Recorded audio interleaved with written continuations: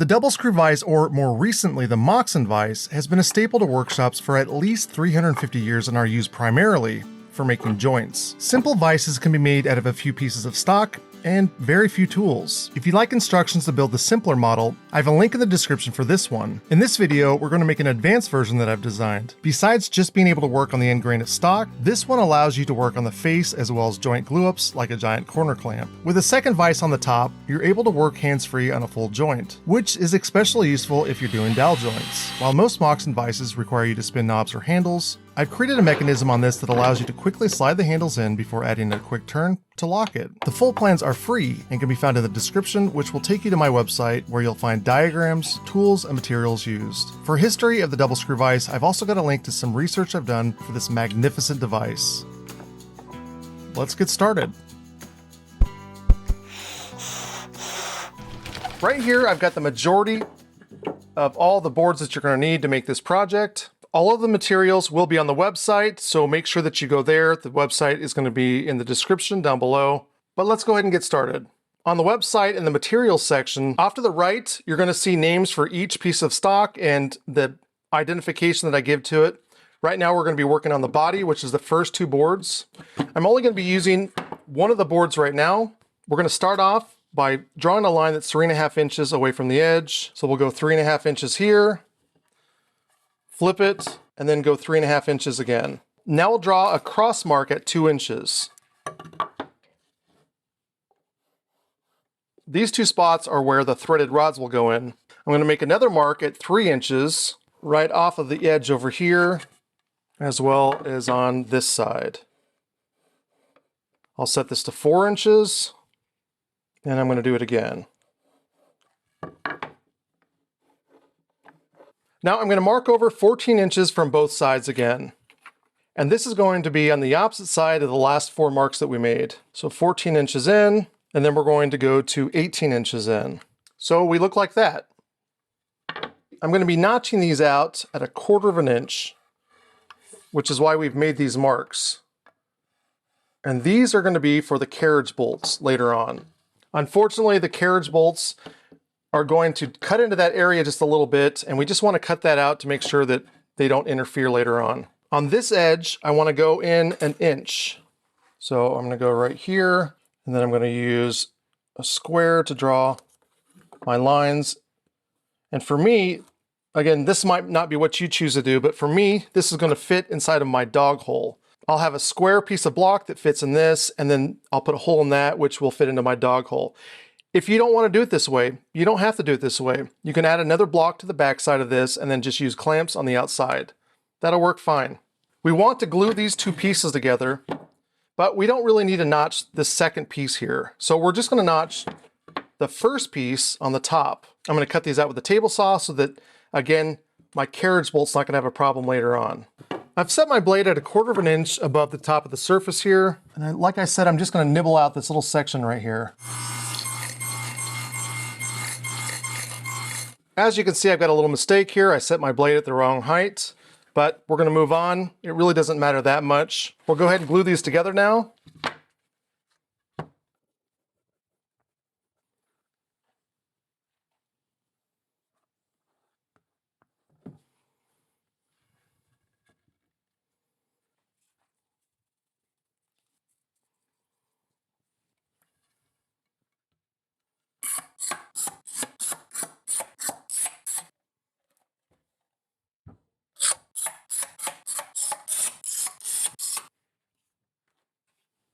When we go to mark out the bottom jaw, you're going to notice that it's going to be a lot like the body, the back of the body that we just did. So I'll mark over 2 inches on both sides, 3.5 inches from the edges.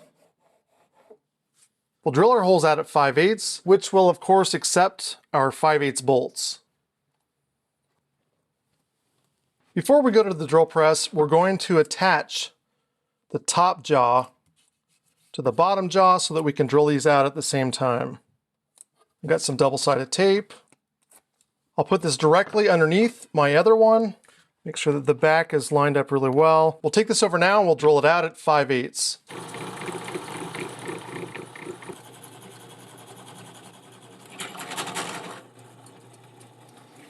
We'll go ahead and separate these now and remove the tape. This is future Rob. In the next few scenes, I will be building this, but I forgot a critically important step at this point. You'll want to bevel this wider edge on the table saw. I'll show the next step now with a scrap piece of wood, but it obviously won't be the next few scenes, and you're gonna see me epoxy this in a little bit. I had to reverse engineer this later on, so make sure you do the bevel before epoxying. This edge needs to be 45 degrees as it'll allow us to make better joints with our projects later on. I've got a piece of scrap here that will finish the bottom jaw.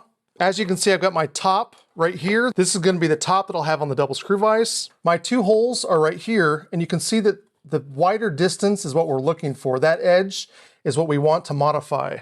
So I'm going to take my board and I'm going to flip it over and I'm going to cut this corner off right here. So I want my bevel to come in like this. And this is what it should look like when you're done. I'm going to add my 5/8 bolts and then the nuts. We want to set these carriage bolts before we epoxy them in so that we know that they're straight up and down. If we try to hammer these in, they won't necessarily be straight.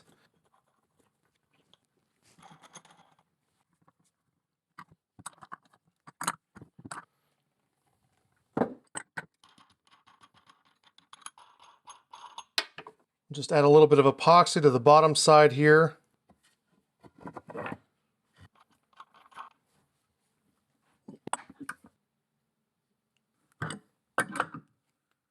We'll go ahead and let this cure and we'll come back. Now with the body dry, we're going to go ahead and cut out the center piece here. My bandsaw is not big enough to cut this out, so I'm going to have to rely on my table saw and I'll just have to nibble this away. I have a 4-inch block that's going to be fitting inside of this, and I really want it to be as tight as possible.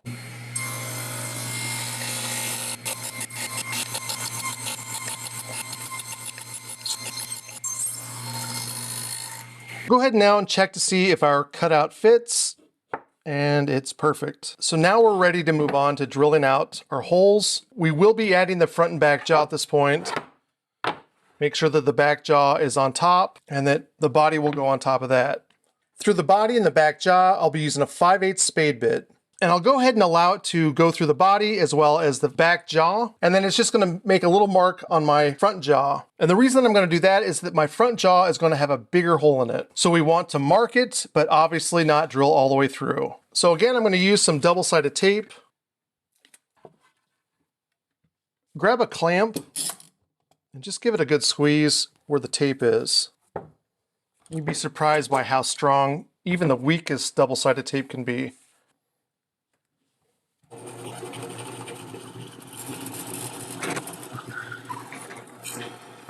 Now I can come back in here and drill the rest of the way out.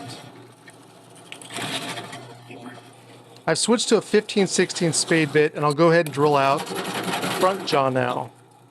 I'll add some glue to the body and then clamp it to the back jaw.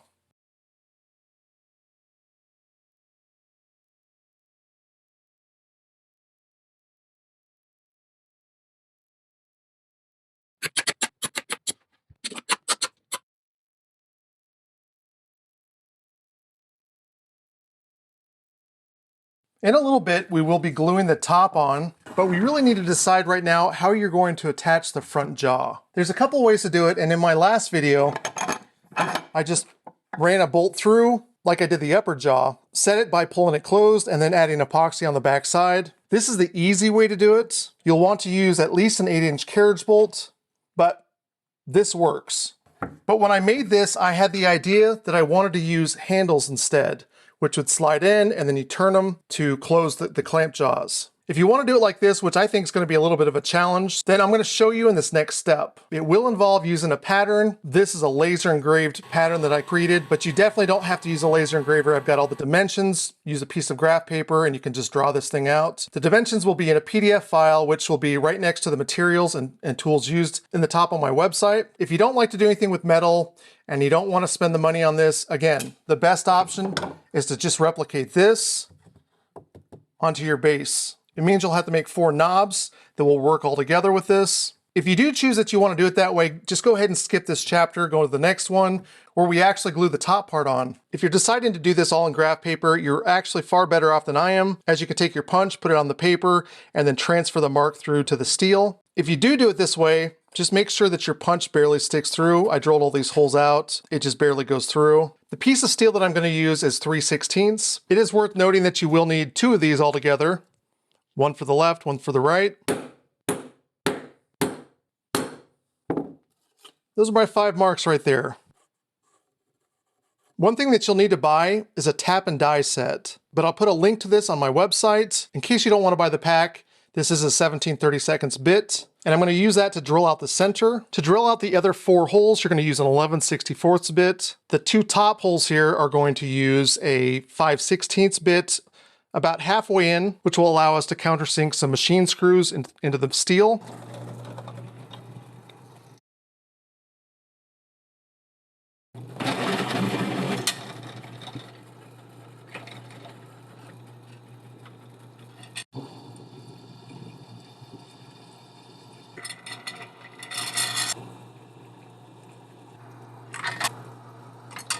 The holes that are closest to the large circle are going to, again, we're going to go down about half the metal thickness with a 5/16 drill bit. With that done, we're going to add our tap. And no, we're not going to be drilling with this, but we are going to start the threading with our drill press. That'll give us a nice 90-degree angle. I think it works really well to get it as close as you can. The goal is to get it stuck inside of the steel, like that. Maybe a little bit more, because this is going to be very difficult to turn. We're not going to want to go all the way through. And we also have to break the chips out too. So I'm going to stop right there. We're going to take this over to the vise. At the vise, I'm going to go ahead and stick the head of this in here. I'm just going to spin this around, breaking the chips as I go. So turn and then back, turn, back.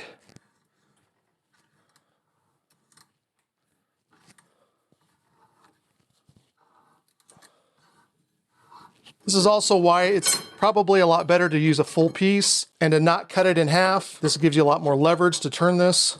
I'll do the other one and then we'll go from there. Now that I've got my hole drilled out, I know exactly where to place my lines.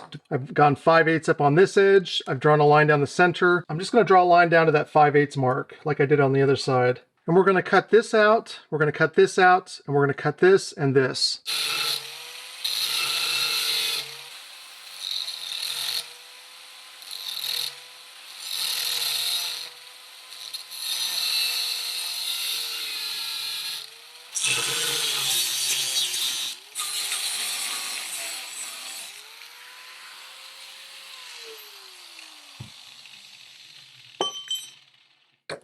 However you decide to cut this, I really recommend using a hacksaw to cut through the center, as we really don't want to damage the threading.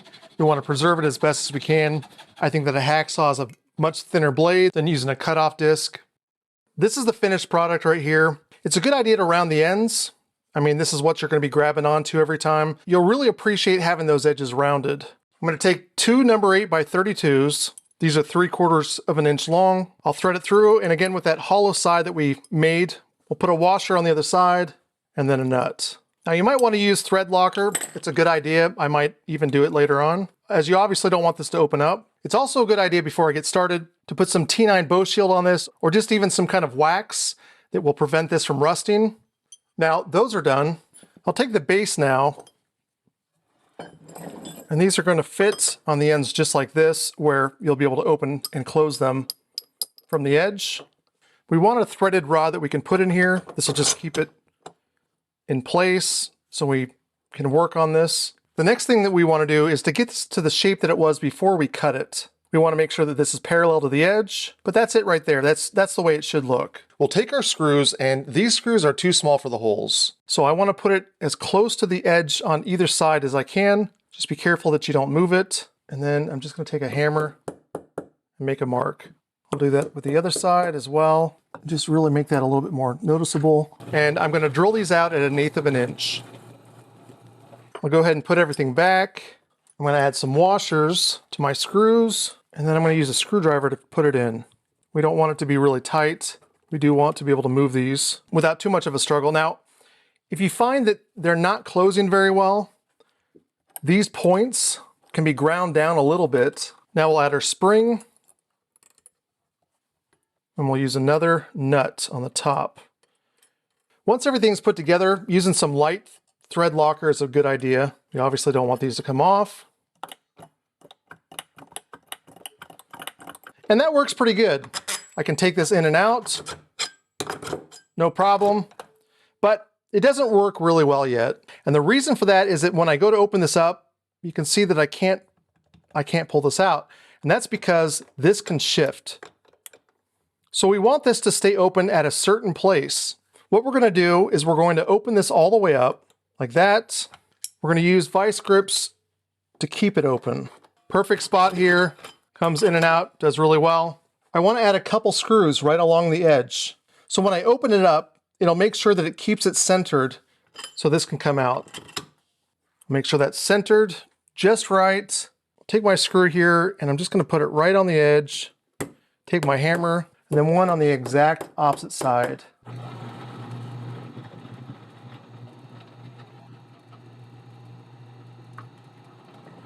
Go ahead and add the screws. We only want to go down enough that it's going to obviously not interfere with the movement.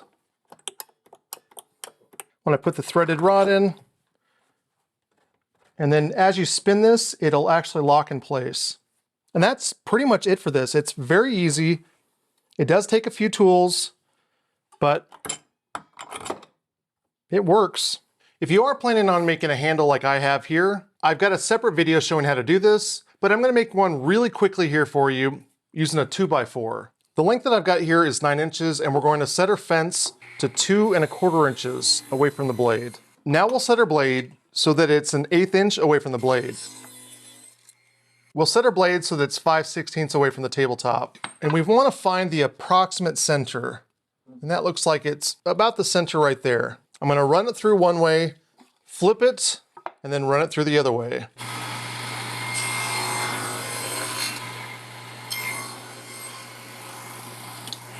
Now I'm going to keep that pattern up until I can fit a 5/8 threaded rod into the center of it. Now that this fits, I'm going to concentrate on making the shape of the outside of the handles. After raising the blade, I'm going to turn my blade to a 45-degree angle. I'll set the outside tooth so that it's 1 inch and about 3/4 of an inch away from the edge.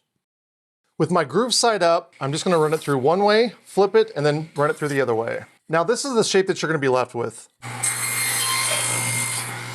And there you go, you got yourself a handle. All you'll need to do is obviously add some glue here, some epoxy in the middle, and clamp it down. And obviously you want to have 4 pieces all together, so you might start with 18 inches and work from there. We're going to go ahead and attach the top. We'll add some glue and a few clamps.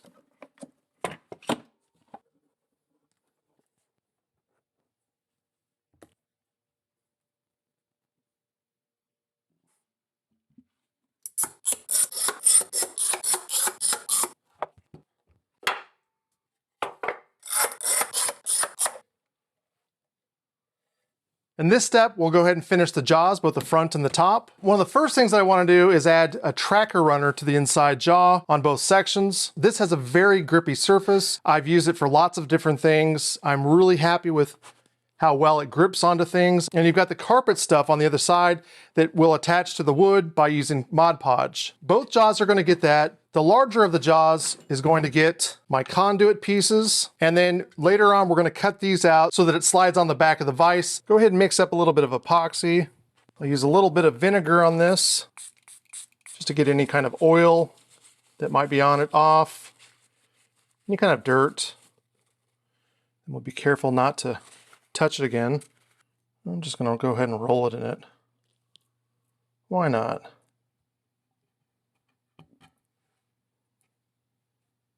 I'm going to leave this upright until it sets, and I'll come back in about 20 minutes or so, and then we'll work on the other part. I've got my tracker runner cut, and it's just slightly smaller than the actual vise face on both clamp pieces.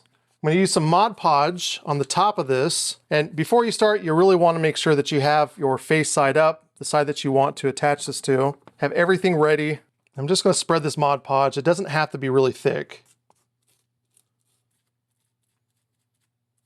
I'll go ahead and flip this over and just set it in the middle as best as I can.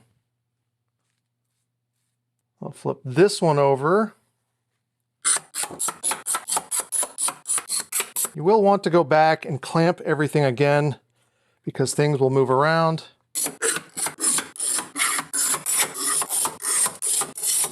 We'll give this about 5 hours to dry and we'll come back. Both pieces are now more or less dry. You have to understand that with Mod Podge, it's basically Elmer's glue that's been watered down a whole lot. So you've got a lot of moisture and it takes time for it to absorb into the wood and then dry it in the air and everything. I will admit, I did this one wrong. I added way too much. And it actually came through the rubber part, which surprised me. That's never happened before.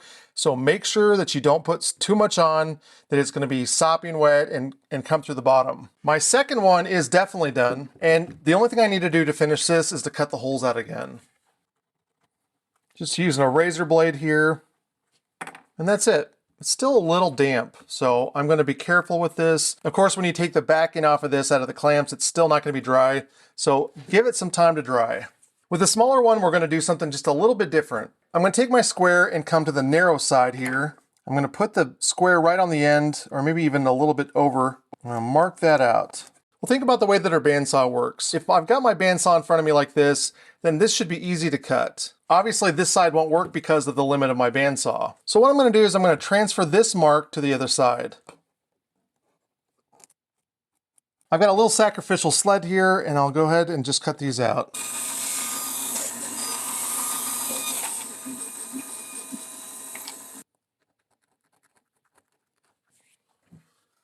And there we go. Connecting my vise to the table will be done with this 5-inch hex bolt. I don't need the threading, so I cut it off.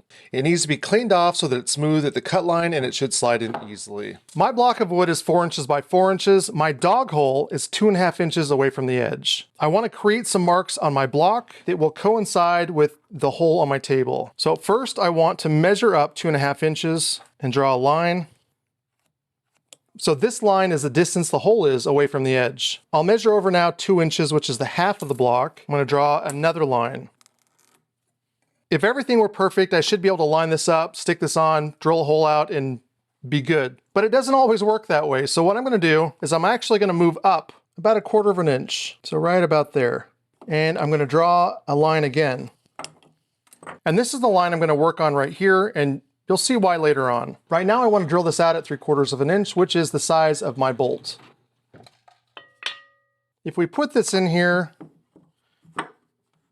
you can see I have a little bit of a gap at the surface, and that's fine. We're going to go ahead and add epoxy to this because we want this to be permanent.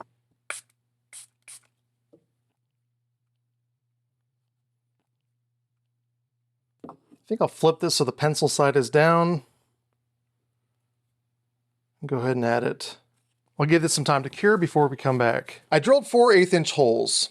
This edge will connect into the cut we made earlier on the vise. I could add wood glue and set my vise on top of it, but I might want to use it on a different hole or even table in the future, so I'd rather attach it with screws. I'll need to know where this connects to the base so that I can drill out the holes. I'll set this in the dog hole, add some hot glue, and then add my vise. With my vise in, I'll push it exactly the way I want it to sit on the table and hold it till the hot glue cools. Then we'll come back and see how it sits. After adding it, make sure that it sits flush against the surface.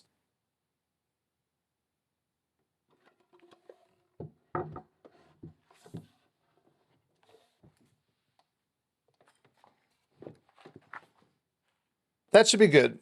I'll pull it out of the dog hole and we'll look at it.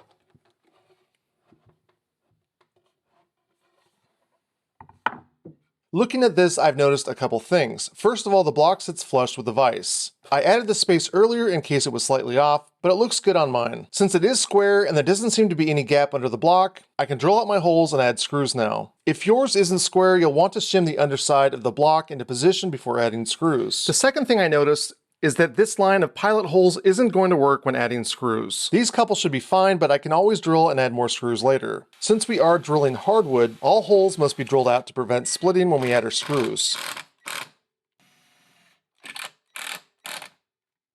I've got the block attached, and we'll go ahead and see how it works. It's solid in the table, but the one problem that it has is that it still rocks.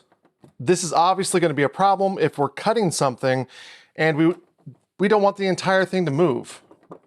And it should be fairly obvious what's happening. Even though we are attached to the front and we have the block here that attaches us to the table, we need to have some kind of support back here that will prevent that rocking. If I take a piece of scrap wood and put this in here, the rocking goes away. There's no movement. So what we need to do is we need to add a couple braces to the underside. We could spend a lot of time on this and do some really advanced things, but the simplest choice really is just to take a block of wood. We'll add some glue to the top, and then we'll add some pocket holes on the sides. This will attach to the back of the base, the glue to the top, and we're done.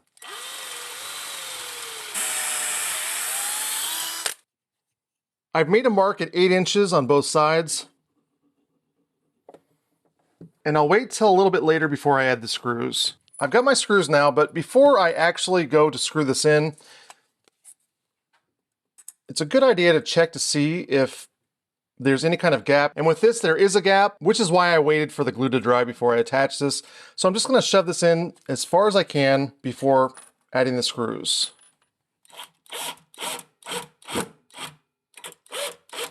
Just break this off.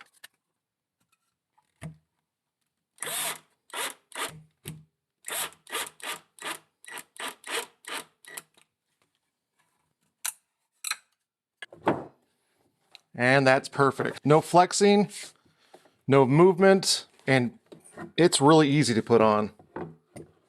You could put clamps on this, but really it doesn't need to be clamped down. It just needs to be able to be attached to the table.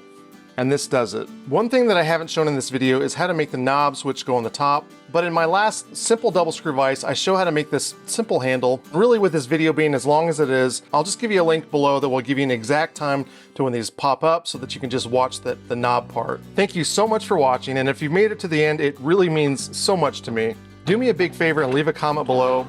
Doesn't matter what you say, just a one-word comment, which helps spread the word for this, especially since I don't make any money off the plans. Be sure you go to the description below, which will have the links for the website. And again, thank you so much for watching.